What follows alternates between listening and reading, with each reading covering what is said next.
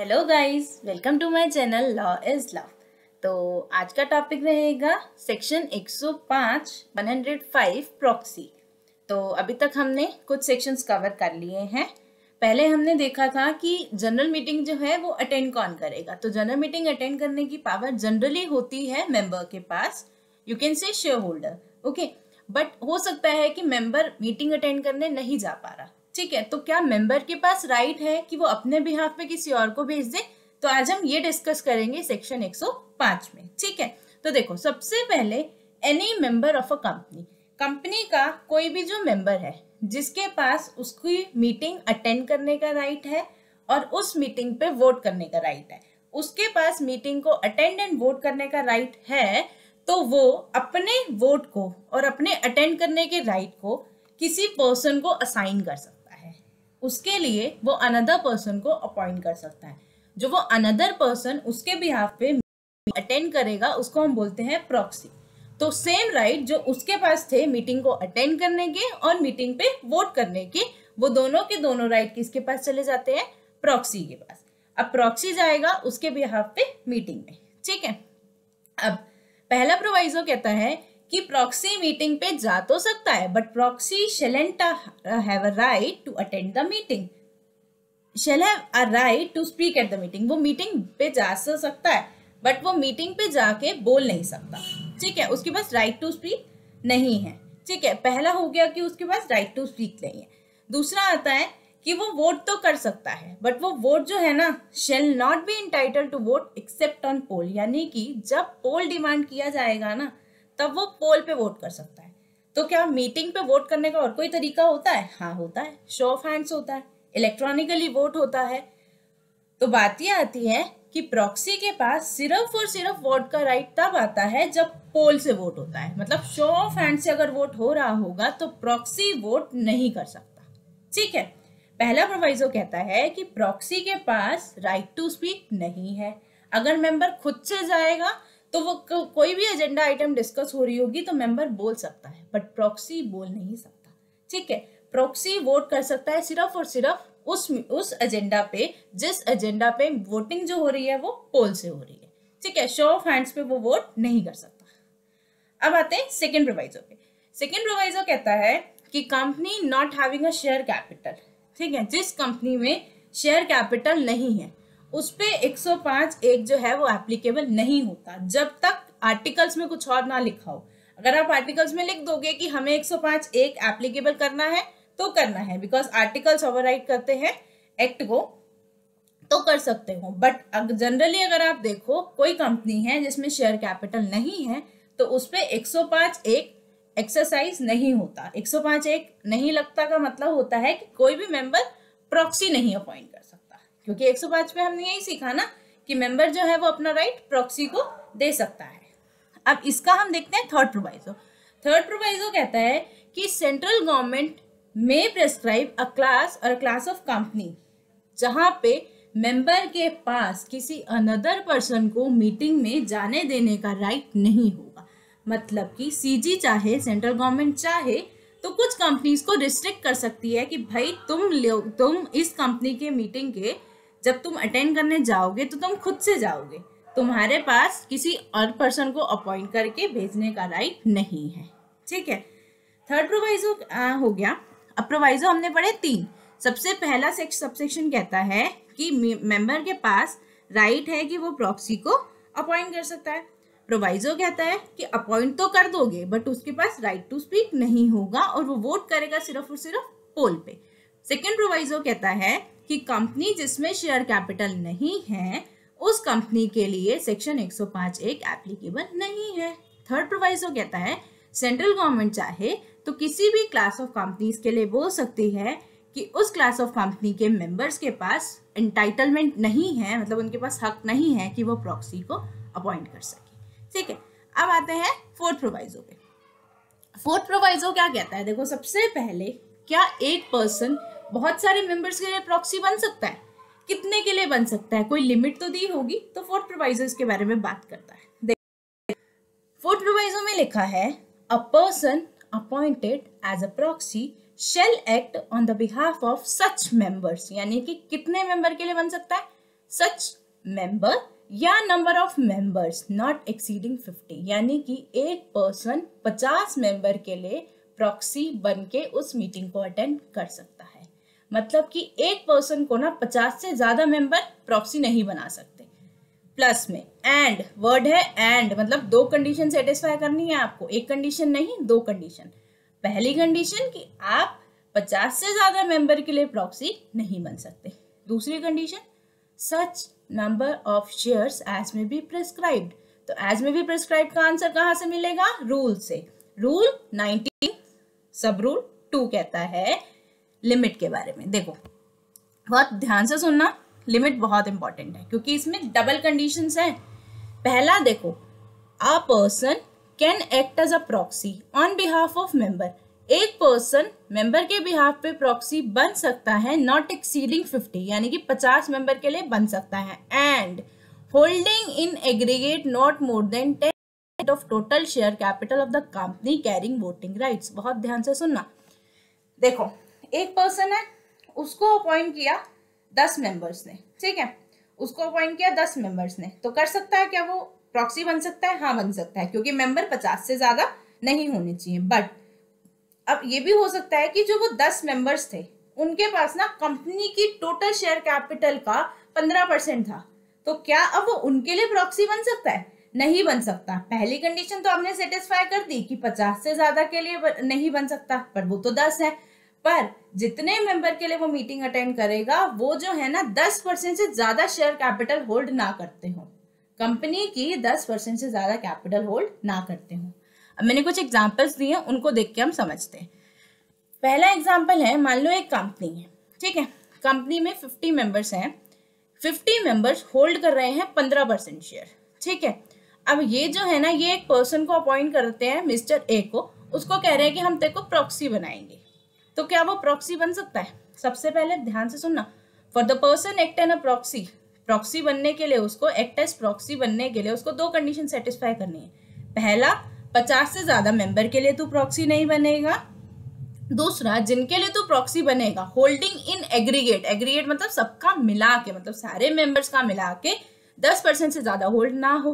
But जो मैंने question case बनाया उसमें 50 मेंबर है, यानी कि फर्स्ट कंडीशन सेटिस्फाई हो रही है, ये सेकेंड कंडीशन सेटिस्फाई नहीं हो रही है, क्योंकि वो बोल रहा है कि जितने भी मेंबर हो वो 10% से ज्यादा होल्ड ना करते हो। बट यहाँ पे होल्डिंग कितनी है? 15%। तो जब तक दोनों कंडीशन सेटिस्फाई नहीं होंगी वो पर्सन प्रॉक्सी नहीं बन सकता, क्योंकि यहाँ पे एंड है। अब केस 2 आता है। केस 2 कहता है देयर आर 40 मेंबर्स। कितने मेंबर हैं? 40 मेंबर्स हैं और वो होल्ड कर रहे हैं 8%।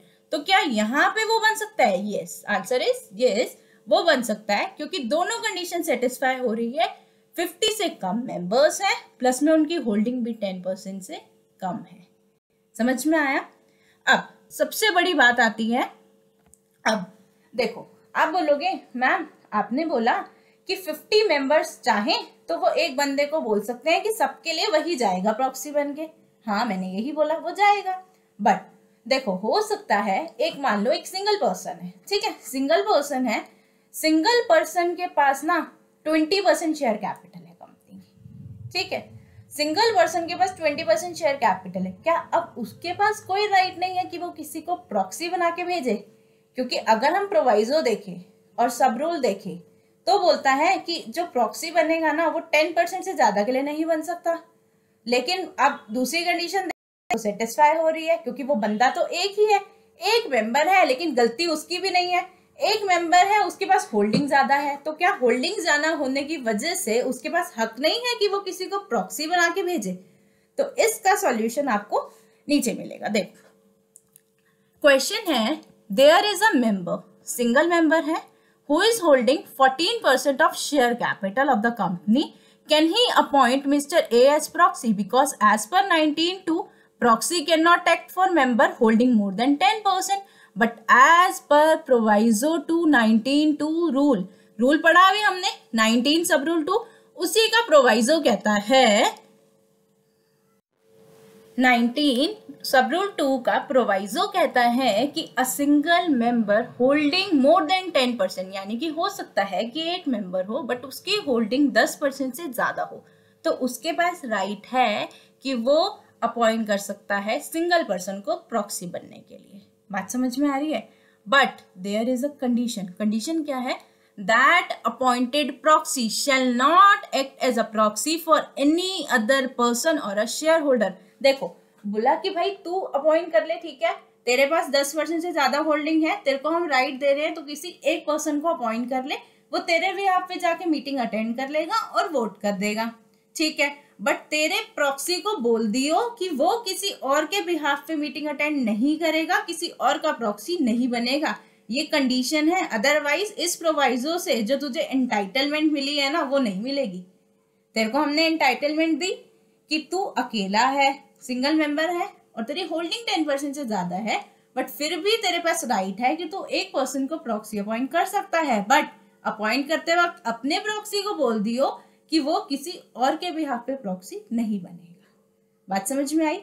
तो देखो, इस जो 105 में आप लोग देखोगे ना, मोटा मोटा जो है ना सबसेक्शन 1 ही है, क्योंकि सारी कहानी इसी में लिखी है। इसी में लिखा है कि क्या कोई मेंबर प्रॉक्सी अपॉइंट कर सकता है, क्या प्रॉक्सी के पास बोलने का राइट है, क्या वोटिंग का राइट है, क्या वोटिंग शो ऑफ हैंड्स का राइट है, क्या पोल का राइट है, कंपनी किसके लिए, सीजी किसके लिए कंपनी के लिए प्रोवाइड कर सकती है कि उसके मेंबर ही अपॉइंट होंगे, प्रॉक्सी नहीं अपॉइंट कर सकते, ठीक है। फिर अगर एक बंदा प्रॉक्सी बन सकता है तो वो कितने मेंबर्स के लिए बन सकता है, ये सारा का सारा जो आपको मिलेगा ना, वो सबसेक्शन 1 में ही मिलेगा, ठीक है। अब आते हैं सबसेक्शन 2 पे। देखो, बात आती है, आप नोटिस भेजोगे मीटिंग का कि भाई मीटिंग होने वाली है, उसका नोटिस जाएगा। नोटिस किससे जाता है? सेक्शन 101 से जाता है। अगर नहीं देखा हो तो पहले वो वीडियो देखे, सीरीज वाइज देखोगे तभी मजा आएगा, ठीक है। तो नोटिस जाता है सेक्शन 101 से। नोटिस कितने डेज का होता है? 21 क्लियर डेज का होता है, ठीक है। अब जो नोटिस जाएगा, नोटिस के साथ ना एक स्टेटमेंट जाती है, ठीक है। स्टेटमेंट में क्या जाएगा? A member is entitled to vote and attend. उसके पास एंटाइटलमेंट है कि वो अपॉइंट कर सकता है प्रॉक्सी को, ठीक है। अब हम ये कैसे बताएंगे? देखो, आपने नोटिस तो दे दिया, अब मेंबर को कैसे पता चलेगा कि मेरे पास प्रॉक्सी अपॉइंट करने का राइट है कि नहीं है? तो आप इसके साथ ना एक स्टेटमेंट लगाओगे, ठीक है, कि तुम्हारे पास राइट है, मेंबर हो, आप किसी प्रॉक्सी को अपॉइंट कर सकते हो अपनी मीटिंग को अटेंड करने के लिए। ये कहता है सबसेक्शन 2।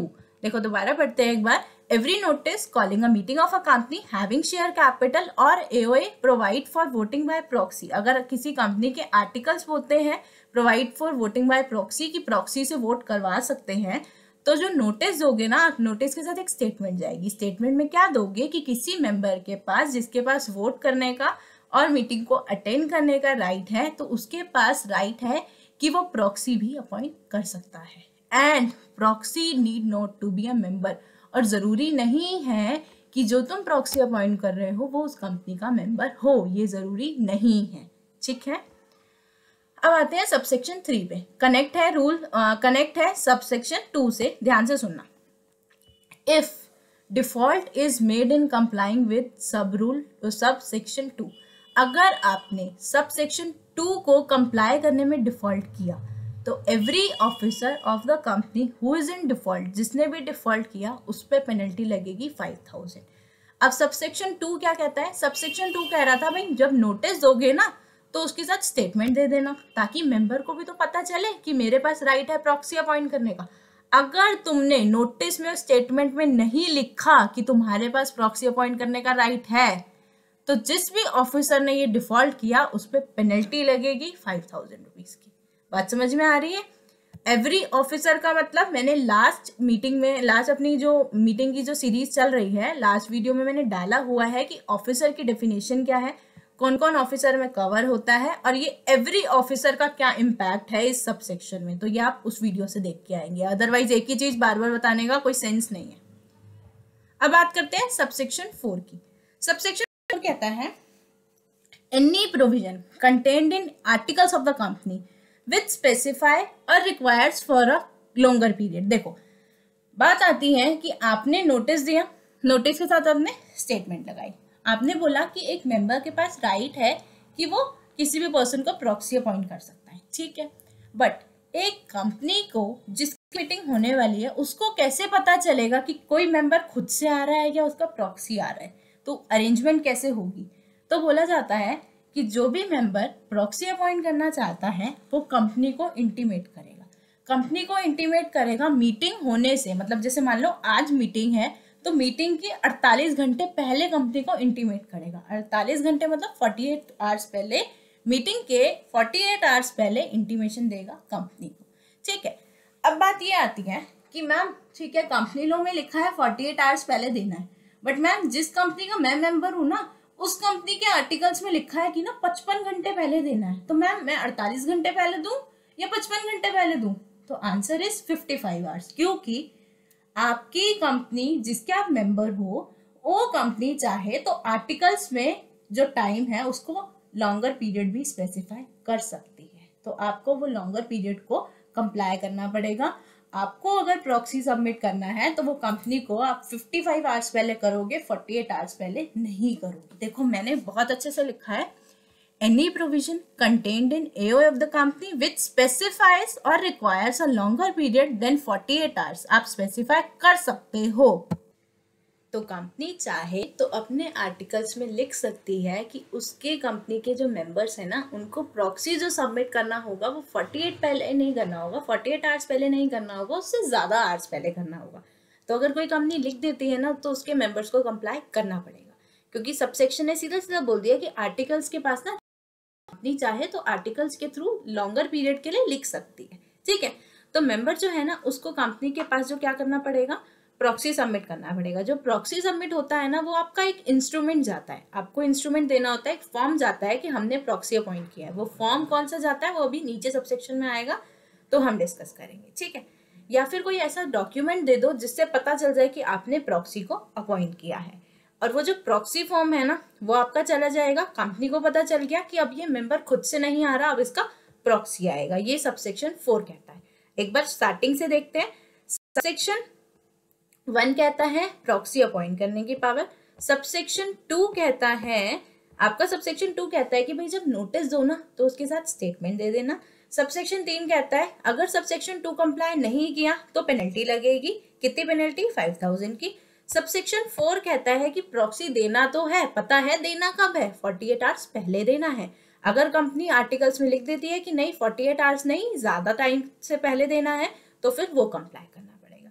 ठीक है, अब आते हैं सबसेक्शन 5 पे। सबसेक्शन 5 कहता है for the purpose of any meeting, बहुत ध्यान से सुनना, ये इंपॉर्टेंट है। देखो कोई भी एक मीटिंग हो रही है, ठीक है, मीटिंग हो रही है, ये कंपनी को पता है और मेंबर को पता है। ठीक है, मेंबर चाह रहा है कि वो खुद से आएगा, बट कंपनी क्या करती है, कंपनी ना इनविटेशन देती है।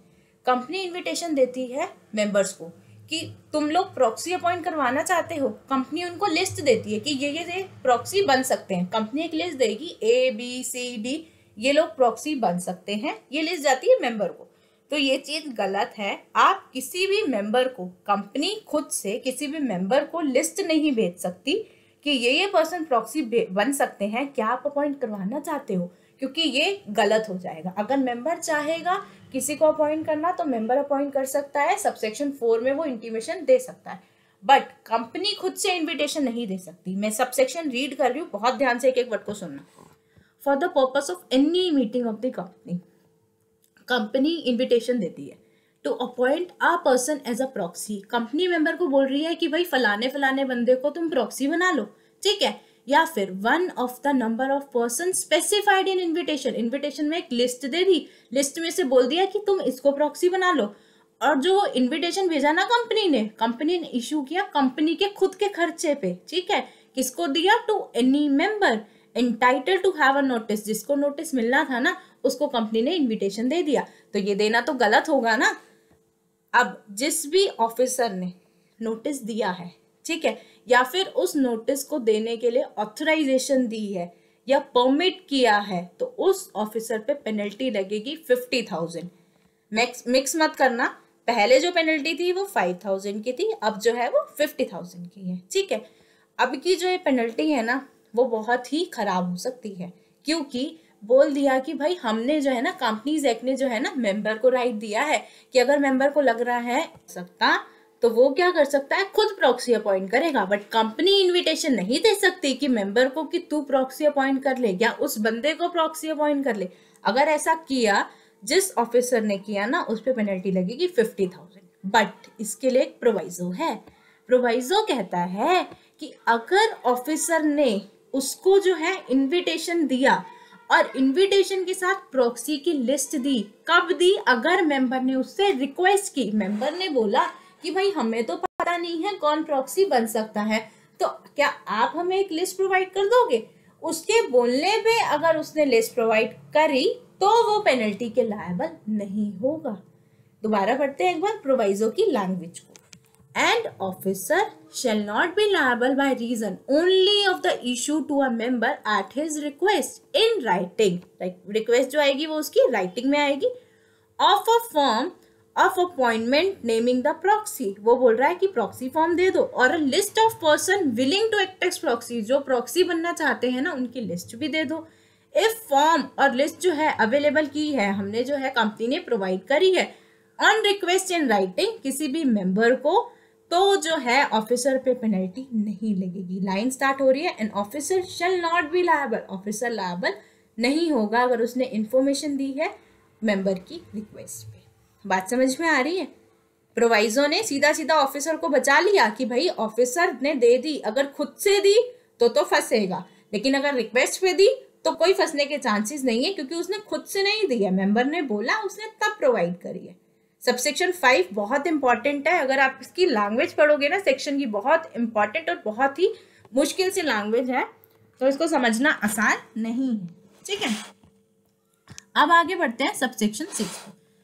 सबसेक्शन 6 कहता है कि आप कंपनी को क्या दोगे? Instrument appointing a proxy. वो जो दोगे ना वो राइटिंग में दोगे। एंड जो आपका ये जाएगा ना, इंस्ट्रूमेंट जाएगा, ये साइन करेगा अपॉइंटर। अपॉइंटर मतलब जो मेंबर प्रॉक्सी को अपॉइंट कर रहा है वो उसको साइन करेगा। ठीक है, इफ अपॉइंटर, देखो सबसे पहले एक बात का जवाब देना।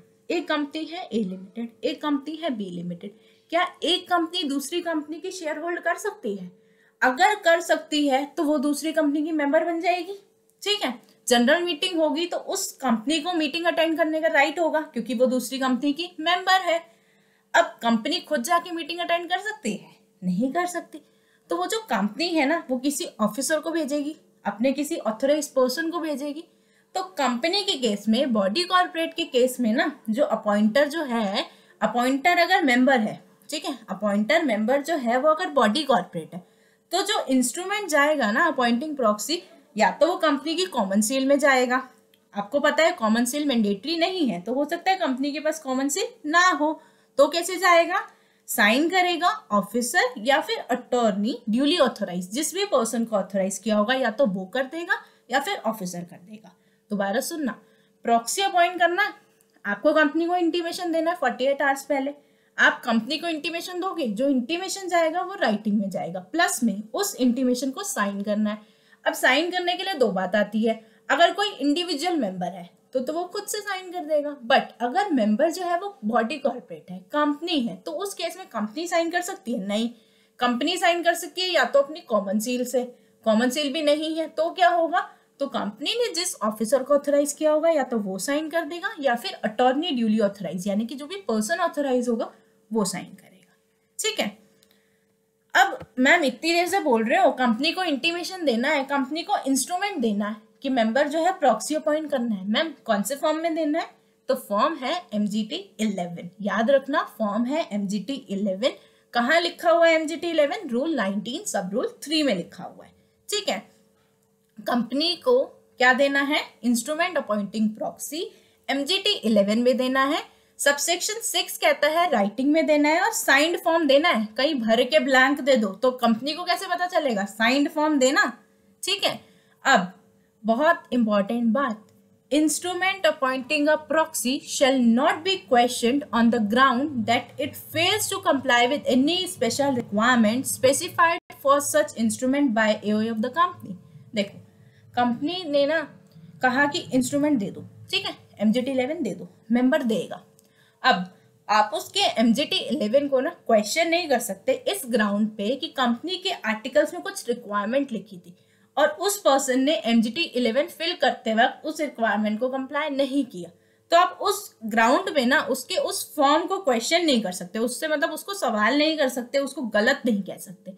उसने प्रॉक्सी अपॉइंट किया, उसका प्रॉक्सी आएगा। सिर्फ और सिर्फ आप इस ग्राउंड पे उसको प्रॉक्सी फॉर्म को गलत नहीं बोल सकते कि उसने कोई रिक्वायरमेंट फुलफिल नहीं करी, अगर कोई कंपनी के आर्टिकल्स में लिखी थी।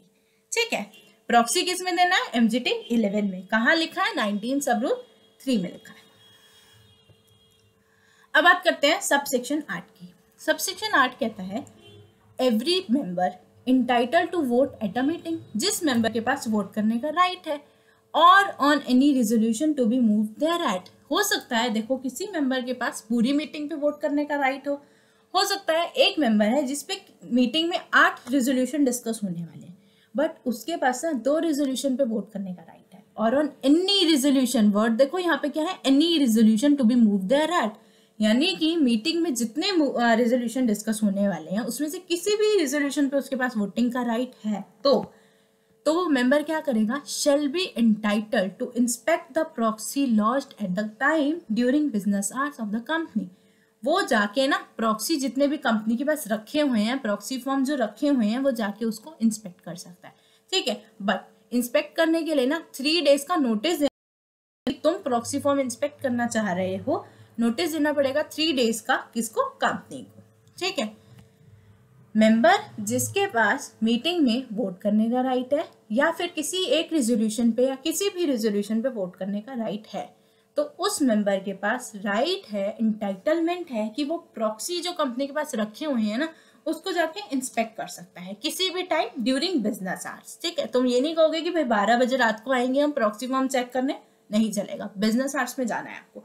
ठीक है, जाना तो है बट कंपनी को ना 3 दिन पहले इंटीमेशन दे देना कि हाँ हम इंस्पेक्ट करना चाह रहे हैं और हम आएंगे। ठीक है, अब ये जो आपका टाइम है, मैम आपने बोला shall be entitled to inspect the proxy, तो कब वो कर सकता है? देखो, during the period beginning 24 hours before the time fix for the commencement of the meeting. Meeting शुरू होनी है आज, तो जो मीटिंग आज मान लो 10 बजे है, तो आज 10 बजे मीटिंग है, आज 10 बजे से 24 घंटे पहले आप चले जाओ, तो तब से आपका राइट शुरू हो जाता है कि आप जो है प्रॉक्सी को चेक कर सकते हो। मतलब मीटिंग वाले डे से 24 घंटे पहले आपके पास राइट जो है ना, वो आपका एक बोलते हैं ना, एक विंडो ओपन हो जाती है, उस तरीके से आपकी एंटाइटलमेंट ओपन हो जाती है कि आप जाके ना चेक कर सकते हो। और ये खत्म कब होता है? आपका जो टेन्योर है कि प्रॉक्सी चेक करने का, ये खत्म होता है मीटिंग के कंक्लूजन के साथ, यानी कि इस टाइम पीरियड आप जाके प्रॉक्सी को चेक कर सकते हो। बट